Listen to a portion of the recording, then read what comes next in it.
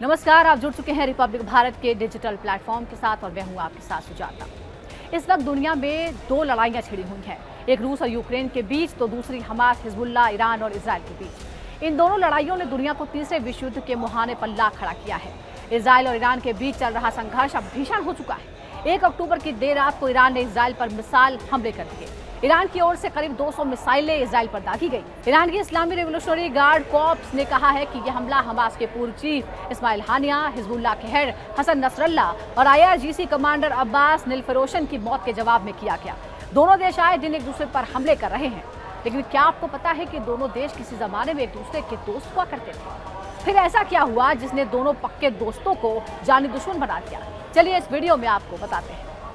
कभी पक्के दोस्त थे ईरान और इजराइल, ये सुनकर शायद आपको हैरानी होगी। भले ही आज के हालात में कल्पना से परे लगे, लेकिन एक ऐसा समय था जब इजराइल और ईरान एक दूसरे के साथ थे, दोस्त थे, एक कॉमन एनिमी के खिलाफ एलाइज थे, और वो दुश्मन था इराक।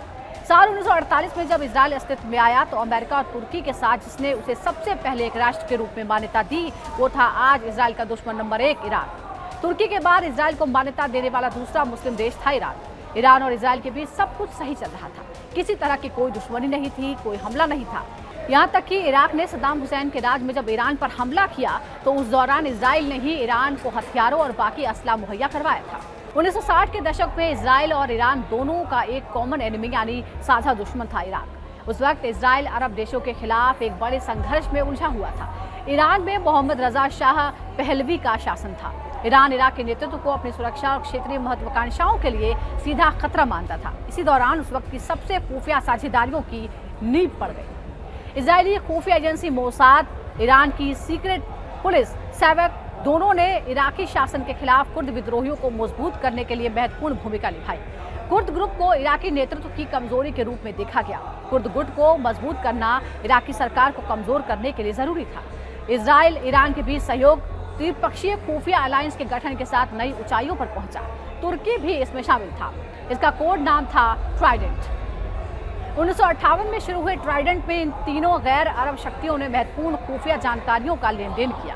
ये रिश्ता जैसे जैसे पक्का हुआ, इजराइल और ईरान और करीब आ गए। इससे गहरे सैन्य और खुफिया संबंध बने। ये शाह के शासनकाल तक जारी रहा। शाह मोहम्मद रजा पहलवी न सिर्फ जियो पॉलिटिकल इंटरेस्ट से प्रेरित थे, बल्कि अमेरिका में इजराइल के प्रभाव को भी मानते थे। उन्होंने इजराइल को अमेरिका के साथ संबंधों को बढ़ाने के साधन के रूप में देखा, खासकर तब जब कैनेडियन प्रशासन ने उनके शासन के बारे में चिंता जताई थी। इजराइल ईरानी संबंधों के बढ़ने से ईरान को पश्चिमी देशों के साथ जुड़ने की रणनीति के रूप में मदद मिली। नतीजा ये रहा कि 1960 के दशक में तेहरान में एक स्थायी इजरायली प्रतिनिधि मंडल की स्थापना हो गई। हालांकि इन रिश्तों में कई बार खट्टापन भी आया।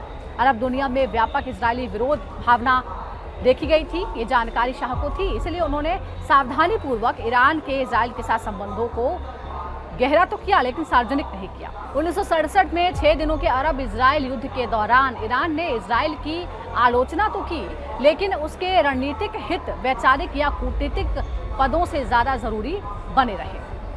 अब बात संबंध बिगड़ने की करते हैं। साल 1979 में ईरान में इस्लामी क्रांति हुई। इसके बाद ईरान को इस्लामी गणराज्य घोषित कर दिया गया और अताउल्लाह खमैनी ने ईरान की बागडोर संभाली। अताउल्लाह खमैनी सत्ता में आ गए।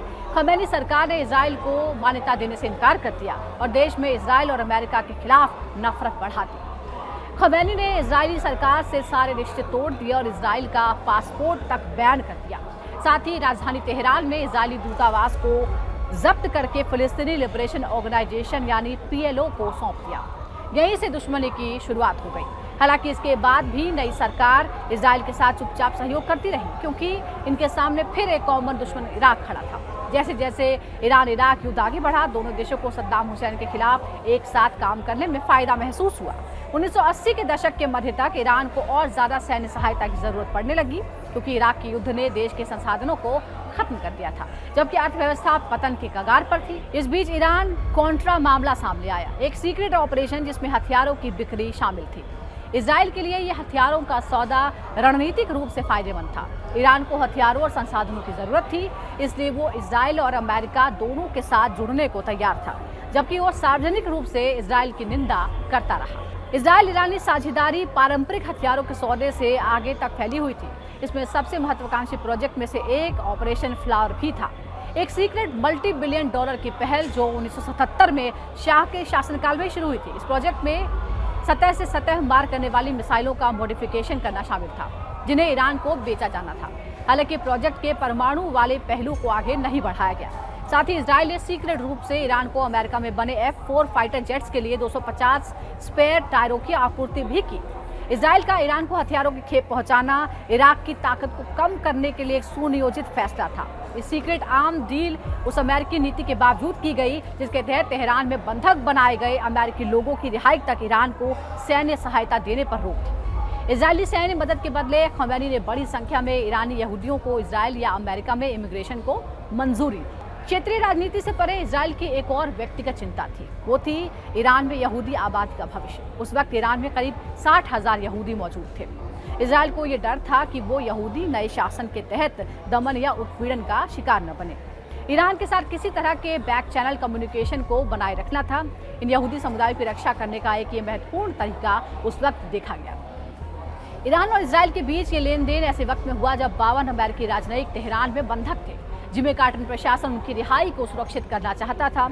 उसने बंधकों की रिहाई होने तक ईरान के साथ आगे के सैन्य सौदों को सस्पेंड करने के लिए इजराइल से आग्रह किया। तब इजराइल के प्रधानमंत्री मेनाकेन बेगिन ने अमेरिकी दबाव पर सहमति जताई और युद्ध में इराकी जीत को रोकने में इजराइल के रणनीतिक हितों के बावजूद सभी सैन्य सौदे रोक दिए।